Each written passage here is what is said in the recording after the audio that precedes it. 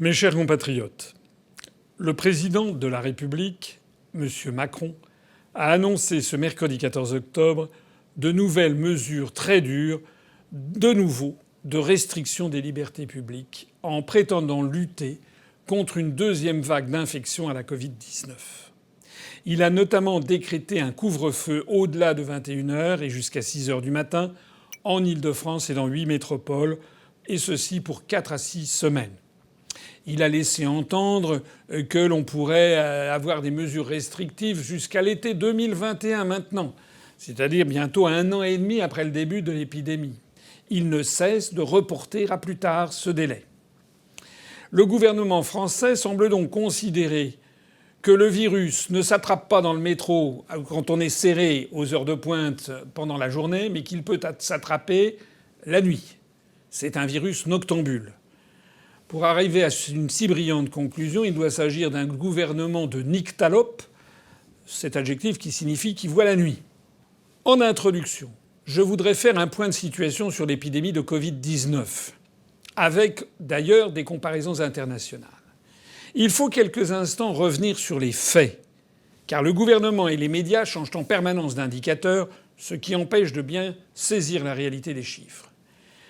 En effet, il y a, depuis quelques semaines, une augmentation rapide des tests positifs. C'est un fait. Mais, comme le dit M. Hans Kluge, le directeur Europe de l'Organisation mondiale de la santé, je le cite, « Nous enregistrons 2 à 3 fois plus de cas par jour par rapport au pic d'avril, mais nous observons toujours 5 fois moins de décès et le temps de doublement des admissions à l'hôpital est toujours 2 à 3 fois plus long. » En d'autres termes, il y a une augmentation beaucoup moins rapide que celle des tests positifs du nombre de personnes placées en réanimation. Et comme le nombre de décès n'augmente pas ou très peu, on peut considérer que le virus, pour l'instant, est beaucoup moins mortel, beaucoup moins létal. On assiste depuis le mois de mai à une très faible augmentation, pratiquement pas d'augmentation du nombre de décès. Alors, pour beaucoup de personnes, comme par exemple le célèbre professeur Toubiana, dans les régions qui ont déjà connu la première vague, l'épidémie a déjà atteint la plupart des personnes qu'elle avait le potentiel d'infecter gravement. C'est notamment le cas de la région Grand Est qui désormais apparaît comme prémunie contre le reste de la France. Aujourd'hui, ce que l'on voit, ce n'est pas une épidémie, c'est simplement des micro-épidémies, si vous voulez, dans des toutes petites localités, dans des lieux comme ça, où des gens n'ont pas été touchés encore.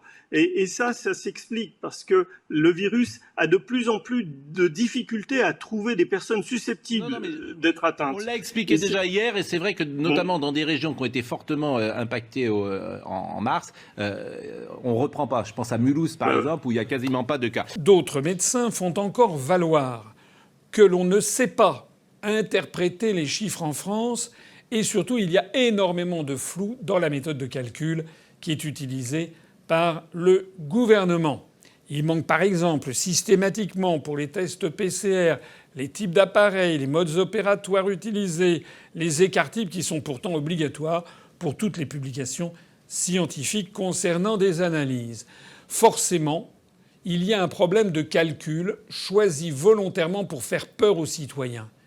Qui dit ça? C'est le docteur Didier Montet, spécialiste de la gestion des crises sanitaires à Montpellier, et lequel précise d'ailleurs qu'il y a en réalité actuellement 0,0000004 morts par habitant et par jour en France. Elle est là la réalité. On est actuellement sur une moyenne de l'ordre de 25 morts par jour. C'est 25 morts de trop, bien entendu, et ce sont des décès tragiques comme tous les décès. Mais pour l'essentiel, ce sont d'ailleurs des personnes souvent très âgées qui sont atteintes d'autres pathologies. Et puis, il faut comparer ce nombre au nombre des décès quotidiens, qui sont de l'ordre de 1650, et notamment parmi lesquels il y a chaque jour 480 personnes qui décèdent, par exemple, d'un cancer ou qui décèdent d'une maladie cardiovasculaire. Monsieur Macron, qui, vous l'avez noté lors de son intervention, n'a présenté aucune carte sur les évolutions des décès, n'a retenu que les indicateurs qui font peur et a mis à l'écart tous les autres. C'est en ce nom-là qu'il vient de restaurer les mesures d'exception de l'état d'urgence et de décréter le couvre-feu pour plus de 20 millions de Français. Ce virus que nous connaissons maintenant depuis le début de l'année et qui nous frappe depuis 8 mois revient. Nous sommes dans ce qu'on a souvent appelé cette deuxième vague. Et donc la décision que nous avons prise, c'est en effet un couvre-feu. À moi, la première réaction que je voudrais faire, c'est que M. Macron n'est pas légitime pour décider seul de ces mesures gravement attentatoires aux libertés publiques. Il faut ici rappeler qu'il est président de la République. Il n'est pas le roi de France. Il n'est pas Nicolae Ceausescu. Il n'est pas tel ou tel potentat. Il a le devoir, comme le confirme l'article 5 de la Constitution, de défendre l'indépendance nationale, l'intégrité du territoire et le respect des traités. Mais il n'est pas le chef du gouvernement. Il y a un Premier ministre, il y a un ministre de la Santé, il y a aussi, faut-il le rappeler, des députés et des sénateurs qu'il doit consulter. Et puis, il peut aussi consulter la population française. Parce que nous sommes quand même dans une situation où M. Macron donne constamment la parole à une poignée de médecins, le conseil scientifique qui n'est élu par personne, ou bien telle ou telle Madame Karine Lacombe et quelques autres personnes qui sont mêlées à des conflits d'intérêts extraordinaires, alors que des centaines de médecins et de sommités médicales, on n'en parle pas. J'ai eu l'occasion de citer ce scandale avec l'affaire du JDD, du journal du dimanche, qui a censuré une tribune qui était signée maintenant par plus de 300 médecins spécialistes qui disent qu'il faut changer la politique vis-à-vis de la Covid-19, et le JDD a fait mousser une lettre signée par 7 médecins, dont la moitié d'entre eux ont des conflits d'intérêts et sont payés grassement par des entreprises pharmaceutiques. Je pense par exemple à ce scandale absolu de Madame Lacombe qui touche 222 000 €, elle-même l'a dit, de laboratoires pharmaceutiques. Enfin quand même, pourquoi M. Macron fait-il ce choix ? Puisqu'il y a des divergences d'opinion entre les médecins, et nous allons le voir entre les pays, puisqu'en fait on ne sait pas vraiment ce qu'il faut faire de façon absolument certaine, eh bien j'estime que ça n'est pas M. Macron tout seul, dont on peut soupçonner qu'il ait des arrière-pensées de nature diverses et variées, j'y reviendrai tout à l'heure, qui doit décider de l'avenir de notre pays. Je l'ai déjà dit, j'y reviens, je pense qu'au point où nous en sommes arrivés, ce sont les Français eux-mêmes qui devraient être consultés par référendum. D'ailleurs, dans son discours, dans son entretien, M. Macron a expliqué, je le cite, « On s'était habitué à vivre comme des hommes libres. » Il faut comprendre en creux qu'il va falloir y renoncer. Il va falloir y renoncer prétendument au nom de la solidarité. Je vais revenir sur la solidarité. Mais ça n'est pas M. Macron à décider tout seul que les Français ne vont plus être des Français, parce que je signale que le mot français, ça veut dire homme libre. Il n'a pas le pouvoir de suspendre les libertés publiques de toute la population sur la base de théories médicales contestées par de plus en plus de spécialistes. En réalité, et je le dis de façon très sérieuse et très solennelle, le vocabulaire de M. Macron est un des vocabulaires guerriers. Il utilise le mot guerre, le mot état d'urgence, le mot couvre-feu. C'est complètement inadapté et complètement hors de propos à la gestion d'une épidémie en général, a fortiori pour la gestion d'une épidémie qui n'existe plus. Puisque, comme l'a rappelé le professeur Toubiana, une épidémie, c'est lorsqu'on assiste à une augmentation exponentielle, non pas de tests positifs, mais du nombre de décès. Or, il n'y a pas d'augmentation, ou très très peu de nombre de décès. Ça n'a rien à voir avec le mois de mars-avril. On pouvait parler d'une épidémie en mars-avril, on ne peut plus en parler aujourd'hui. 500 le 7 septembre, 1535 un mois et demi plus tard. Est-ce que c'est exponentiel ou pas ? On va essayer simplement de réfléchir. Regardez les mêmes chiffres lorsqu'on était réellement en épidémie. Oui. C'est-à-dire de combien était-on passé entre la première semaine au moment où on a dépassé un seuil épidémique, parce que ça, on ne parle pas non plus de ce qu'on appelle les seuils épidémiques. entre la première et la deuxième semaine, vous verrez que les chiffres sont affolants. On m'a toujours dit, regardez, ça va augmenter exponentiellement, et moi j'observe que ça n'augmente pas. Donc il faut faire une vérification après coup. Donc vous me dites, rendez-vous dans 15 jours, et puis on aura rendez-vous dans 15 jours, et vous verrez, ça n'augmentera pas exponentiellement. En revanche, le discours guerrier de M. Macron, s'il ne s'applique pas du tout à la situation actuelle, ce qui laisse un malaise persistant. Je vois des personnes comme Mme Ségolène Royal qui dit « Pourquoi tient-il ce discours anxiogène ?» Beaucoup de gens « Pourquoi fait-il peur ?»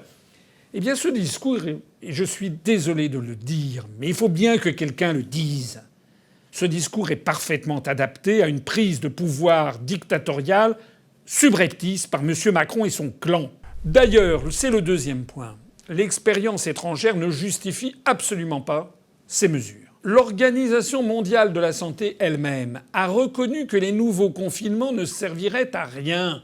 Monsieur Macron, on remarque que d'autres pays ont lutté bien plus efficacement contre la Covid-19. La Corée, bien entendu, Taïwan, bien entendu, mais la Chine aussi. On sait qu'à Wuhan, épicentre de l'épidémie, la vie a repris son cours sans aucune distanciation particulière, ni masques en extérieur. L'épidémie est considérée comme terminée. Monsieur Macron, pourquoi lors de votre entretien, les journalistes ne vous ont pas demandé ce que vous en pensiez ? Pourquoi en France, nous ne sommes pas dans la situation de la Corée, de Taïwan, de la Chine ? Pourquoi ?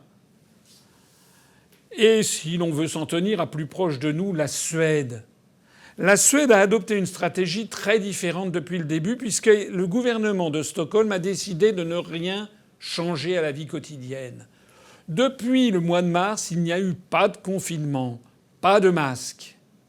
Alors, dans un premier temps, il y a eu une flambée de décès, c'est exact. Et le nombre de morts par habitant en Suède a monté assez rapidement, a dépassé le taux français, mais est inférieur au taux que l'on trouve en Belgique ou au taux que l'on trouve aux États-Unis ou au Brésil. J'ai déjà eu l'occasion de le dire. Seulement depuis le mois de juin, il y a eu un effet probablement d'immunité collective, et depuis le mois de juin, il n'y a plus de morts. Aujourd'hui, en Suède, jour après jour, vous avez 0 mort, 1 mort, 0 mort, 0 mort, 1 mort. Monsieur Macron, pourquoi les journalistes ne vous ont pas demandé ce que vous pensiez de la courbe en Suède ? Parce que la différence entre la Suède et la France, c'est que désormais le taux de morts par million d'habitants en France ne cesse de monter et de se rapprocher de celui de la Suède. Il va probablement le dépasser rapidement. Mais en plus de cela, le gouvernement suédois n'a pas détruit l'économie suédoise. Le gouvernement suédois n'a pas poussé des milliers de restaurateurs, de tenanciers de bars, de brasseries, de cinémas, de théâtres, de touristes. Il ne les a pas poussés à la faillite.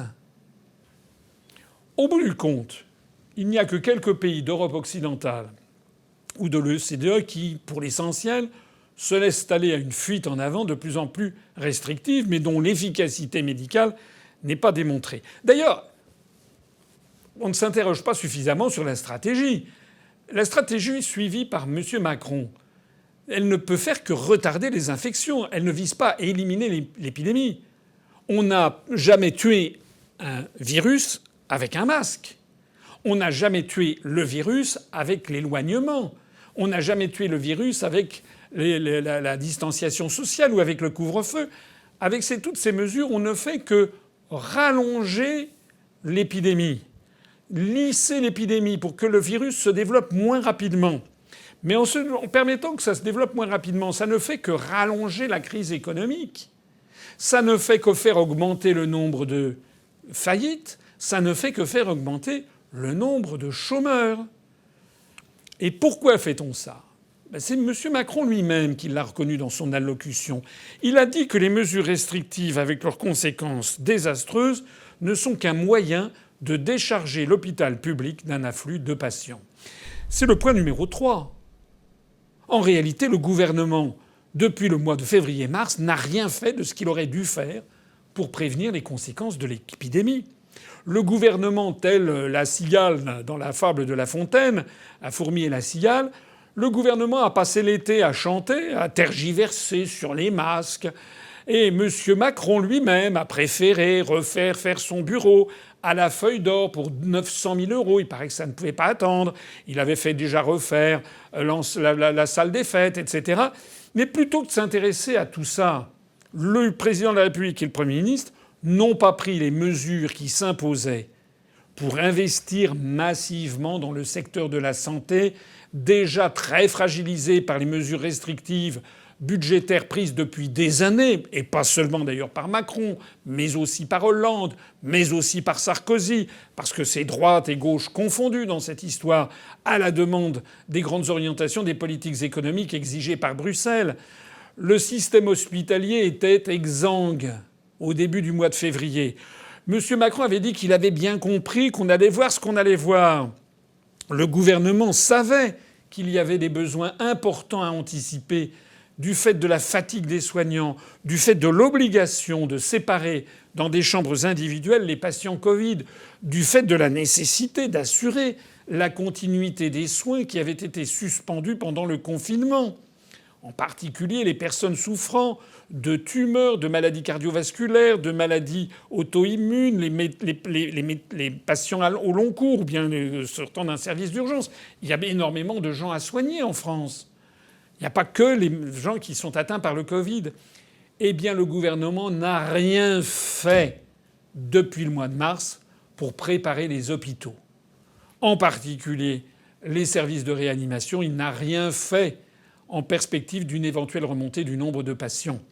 On sait même qu'au contraire, il y a eu des suppressions de postes dans certains hôpitaux publics. Et je ne veux pas rappeler la prodigieuse impréparation qui avait fait jour au moment de la première vague, lorsque l'on s'était aperçu de tous les errements du proche passé, notamment la destruction des stocks de masques dont on avait besoin au moment de l'épidémie et plus maintenant. Par ailleurs, le gouvernement, au lieu d'empêcher les restaurants, les hôtels, les théâtres, les brasseries, les cinémas de fonctionner, il aurait pu prendre, s'il voulait vraiment lisser l'épidémie, il aurait pu prendre des mesures pour mieux favoriser l'enseignement à distance ou le télétravail, ou pour imposer aux entreprises de décaler des horaires du plus grand nombre possible de salariés. On sait que les principaux lieux de contamination sont l'école, le monde professionnel et les transports pour se rendre au travail. Dans ces conditions, on aurait pu faire, vous savez, comme lorsqu'il y a des jours alternés parce qu'il y a trop de pollution, on aurait pu dire qu'il y avait, mettons, diviser les entreprises en trois groupes. Celles dont la raison sociale, le nom commence par entre A et je ne sais pas, et F ou G, qui auraient dû commencer à 8h du matin. Celle entre G et M aurait dû commencer à 9h du matin. Et celle entre M et Z aurait commencé à 10h du matin. On aurait ainsi lissé le nombre de travailleurs dans les transports en commun. Rien de ça n'a été fait. M. Macron, en fait, a fait tout ce qu'il ne devait pas faire et n'a rien fait de ce qui aurait dû être fait. Le point numéro 4, ce sont les conséquences terribles des mesures restrictives qui viennent encore d'être décidées après déjà toutes celles qui avaient été prises depuis le mois de mars, depuis le début du confinement le 17 mars. La première conséquence est une conséquence politique. Je l'ai dit, je reviens, le parfum de dictature qui sent chaque jour un peu plus fort en France. M. Macron se sent tout permis.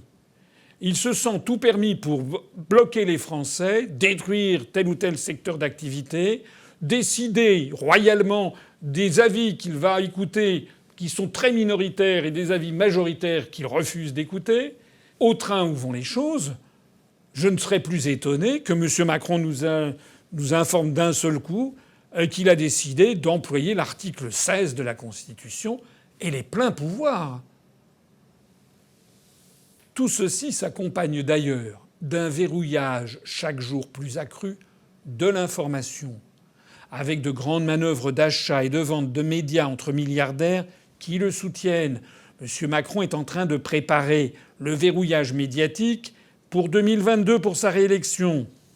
La nouveauté du jour, c'est que la radio Europe numéro 1 vient de donner un poste de chroniqueuse, de commentateur de l'actualité politique à Madame Tiffaine Auzière. Madame Tiffaine Auzière, qui n'est pas du tout journaliste, c'est une avocate. Mais c'est la fille de Madame Brigitte Trogneux, épouse Macron. C'est la belle-fille de Monsieur Macron. Elle vient d'être embauchée sur Europe numéro 1 et elle vient de consacrer sa première chronique à deviner quoi ? À la défense des mesures annoncées la veille par son beau-père. Eh bien, je trouve que le président a conclu de manière fort intéressante hier lorsqu'il a dit « Nous sommes en train de réapprendre à être pleinement une nation. On s'était progressivement habitué à être une société d'individus libres. Nous sommes une nation de citoyens solidaires. » Je trouve qu'aujourd'hui, voilà, nous sommes face à un choix, celui de pouvoir mettre notre liberté individuelle au service de l'intérêt général. Mais où sommes-nous ? Où sommes-nous tombés ? Même Ceausescu, en Roumanie communiste, n'aurait pas osé. Ceausescu, il avait une fille et 2 fils qui étaient ingénieurs, etc. Il n'aurait jamais osé les faire commentateurs politiques sur une des grandes chaînes de radio de la Roumanie communiste. Il faut que les Français se ressaisissent. La deuxième conséquence est évidemment économique. Il n'y a pas que la catastrophe annoncée dans de nombreux secteurs économiques qui sont déjà durement touchés par le premier confinement. Il y a une autre conséquence économique. Le 7 octobre 2020, on a appris le même jour, d'une part, que les milliardaires, à travers la planète en général et en France en particulier, ont vu s'accroître prodigieusement leur fortune depuis le début de cette année. Au même moment, et c'est le journal Le Monde notamment qui nous l'a appris, en citant une dépêche de l'agence France-Presse, les conséquences de la pandémie ont précipité 1 million de Français dans la pauvreté. Ce basculement dans la pauvreté n'est pas uniquement dû à une conséquence de la pandémie, ça c'est ce que disent les médias. Non, non, non, non. Ce basculement dans l'extrême pauvreté de 1 million de Français est dû à la gestion politique de la pandémie par M. Macron. On ne retrouve pas cette évolution en Suède. Ces conséquences vont évidemment s'aggraver avec les nouvelles mesures annoncées de couvre-feu. Alors lorsque M. Macron ou lorsque la chroniqueuse d'Europe numéro 1, sa belle-fille, parle du fait qu'on ne doit plus être des hommes libres mais qu'on doit être solidaire, il se moque vraiment du monde. Parce que non seulement on met les Français sous le verrou, non seulement on leur met des muselières toute la journée, mais en plus de ça, on renonce à nos libertés et on accroît de façon phénoménale les divergences sociales, les inégalités sociales. Un tout petit nombre de personnes deviennent immensément riches et 1 million de Français ont basculé dans l'extrême pauvreté. Le 5e point, c'est pourquoi tout ça ? Je vois des responsables politiques, des médecins, Madame Ségolène Royal, des commentateurs de journaux qui disent quand même le gouvernement entretient un effet de panique, c'est l'angoisse, etc. Mais pourquoi tout ça ? Non, M. Macron et son gouvernement, a priori, ne sont pas complètement imbéciles. Pourquoi est-ce qu'ils ameutent la population ? Vous savez, j'ai une devise personnelle, c'est que lorsque je ne comprends pas quelque chose, c'est qu'il y a quelque chose à comprendre. Je ne crois pas que M. Macron, M. Véran et autres prennent ces décisions pour le plus grand bien des Français. Non, non, non, non. Je pense qu'il y a 2 raisons principales. La première, c'est qu'ils anticipent éventuellement des poursuites judiciaires. On voit d'ailleurs que des poursuites ont été mises en œuvre avec des perquisitions il y a quelques jours chez M. Édouard Philippe, chez Mme Sibeth Ndiaye, chez Mme Agnès Buzyn. Et donc je pense que c'est peut-être cette peur de procès qui leur disent on va essayer de s'agiter. C'est une des premières possibilités. Mais il y a une autre possibilité, qui n'est d'ailleurs pas exclusive de la précédente. Je voudrais ici vous parler du sujet dont on parle le moins, alors qu'il est peut-être celui où se trouve la clé du mystère. Il s'agit de l'évolution de la dette publique du fait des mesures prises par le gouvernement. La dette publique en France est passée de 2 380 milliards d'euros au 31 décembre 2019, c'est-à-dire 98,1% de notre produit intérieur brut, de ce que produit la France en une année. Nous sommes passés à 2 638 milliards d'euros, c'est-à-dire 114,1% du PIB au 30 juin 2020. Cela représente une augmentation de la dette de près de 1,5 milliard d'euros par jour. Cette augmentation phénoménale correspond à une augmentation par jour et par habitant de 22,50 €, y compris les bébés. Et pourquoi tout ça ? Ça découle pour une très large part des mesures gouvernementales. À ce rythme, nous atteindrons sans doute les 116-117% du produit intérieur brut à la fin de l'année. Monsieur Le Maire, le ministre des Finances, vient de chiffrer à 1 milliard d'euros le coût supplémentaire du couvre-feu. Il est vraisemblable que ce coût sera très supérieur. Un expert des finances publiques, monsieur François Ecal, magistrat de la Cour des comptes, a récemment imaginé plusieurs scénarios de croissance et de dépenses publiques jusqu'en 2030. Quand je dis imaginer, c'est-à-dire qu'il les a calculés. Ça a donné un article dans le magazine Le Point, et on nous apprend que dans le meilleur des cas, celui d'une gestion exceptionnellement rigoureuse, comme on est peu capable de le faire, l'endettement de la France pourrait retomber, si l'on peut dire, à 106% du PIB en 2030. C'est-à-dire que dans 10 ans, il serait encore à peu près 8 points plus élevé qu'au 31 décembre de l'année dernière. Et dans le pire des cas, notre endettement pourrait exploser jusqu'à 173% du PIB en 2030. Alors qu'est-ce que ça veut dire ? Ça veut dire que nos dirigeants nous forcent à prendre des décisions aux conséquences financières totalement délirantes par rapport aux dangers. Ça veut dire quoi ? Ça veut dire qu'en 2025, 2028, M. Macron ou son successeur, si c'est un successeur dans la veine de M. Macron, si c'est un européiste, pro-euro, pro-OTAN, M. Macron ou son successeur nous expliquera que la dette publique est beaucoup trop élevée et qu'il faut faire des sacrifices. Ils expliqueront que tout ça est de la faute des fonctionnaires qui ne travaillent pas, de la faute des services publics qui ne sont pas rentables, que tout ceci est de la faute des gilets jaunes, que tout ceci est de la faute du Covid. Et donc ils nous expliqueront que cet endettement qu'ils ont créé eux-mêmes en ce moment, ils sont en train de le créer, ils nous expliqueront qu'ils nous obligent à faire comme la Grèce, parce que 173% du PIB, c'est le ratio de la Grèce avant les réformes. Et ils nous expliqueront donc qu'il faut démanteler EDF. Il y a d'ailleurs actuellement un rapport de la Commission européenne qui envisage le démantèlement complet d'EDF et sa privatisation.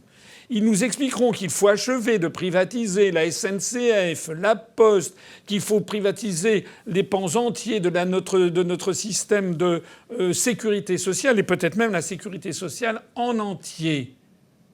Et puis ils procéderont, comme en Grèce, au pillage de notre patrimoine national. Je rappelle que la Grèce a dû vendre des îles, l'île près de Ithaque. M. Macron n'est pas à ça près d'ailleurs. Il a déjà bradé Alstom. Madame Macron, pour sa part, a annoncé, alors qu'elle n'en a absolument aucun droit, qu'elle entendait faire vendre du mobilier national, en se prévalant d'ailleurs déjà de la Covid-19, pour financer une fondation pour les hôpitaux. Donc, ce n'est pas faire preuve d'un excès de pessimisme, mais tout simplement de réalisme, en imaginant que dans quelques années, on nous expliquera que si on a 160% de dette du PIB, il faut vendre des joyaux du patrimoine national. Vous le verrez, vous risquez de le voir. On nous expliquera qu'il faut vendre le château de Chambord, par exemple à Gilead Sciences, le château de Versailles, le château de Chantilly avec ses collections, à autant de fonds de pension américains. Et on nous expliquera, mais non, ça n'est rien. C'est simplement, ils auront des contraintes de présentation au public. En réalité. Et c'est là, peut-être, le point le plus vicieux de toute cette affaire. C'est que la politique menée par M. Macron n'a pour conséquence fatale que de faire augmenter notre dette publique dans un contexte de surabondance des liquidités où de grands investisseurs internationaux ne savent plus quoi faire de leur argent. Sachant que la planche à billets américaine a créé des milliards, des dizaines et des centaines de milliards de dollars factices. Eh bien, ces grands investisseurs prêtent volontiers cet argent à la France, et dans 5 ans, dans 7 ans, nous demanderons l'addition et pourront nous dépouiller si besoin est. Imaginez par exemple un couple de Français qui s'est endetté sur 20 ans pour acheter un petit appartement ou une maison à la banlieue, et puis d'un seul coup, vous avez une banque qui a envie de faire razzia sur leur maison, et la banque qui va voir, qui paye un médecin pour aller les voir, et le médecin commence à leur dire « Ouh là là, ne sortez surtout plus, rôde la peste bubonique, il faut surtout que vous restiez confinés chez vous pendant 2 mois, et puis 3 mois, et puis 5 mois, et puis 1 an. Mais alors comment va-t-on faire pour travailler et gagner de l'argent ? Ne vous inquiétez pas, répond le médecin, je connais une banque qui va vous prêter de l'argent. » C'est exactement là ça la situation. Et puis le couple ne travaille pas pendant 1 an ou 2, et puis après, d'un seul coup, la banque qui a prêté l'argent vient les voir et leur dit bah, écoutez, maintenant donnez-moi l'argent, et comme le couple ne l'a pas, bah, donnez-moi votre maison. C'est exactement le scénario qui est en train de se passer. Je résume. La gestion de la Covid-19 par M. Macron, sur la base d'informations parcellaires et contredites par une majorité de médecins, contredites par une majorité d'États du monde et contredites par l'OMS.